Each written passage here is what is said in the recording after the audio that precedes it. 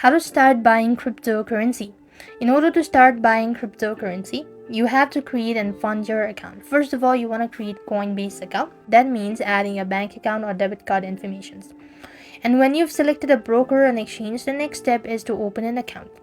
Then buy crypto. You can make your first cryptocurrency purchase when your account is set up and verified. So what here you need to do is, once you're done, you want to start clicking on the buy button, or you could also go ahead and click on tradable, or go to all asset and locate the particular asset that you want to buy.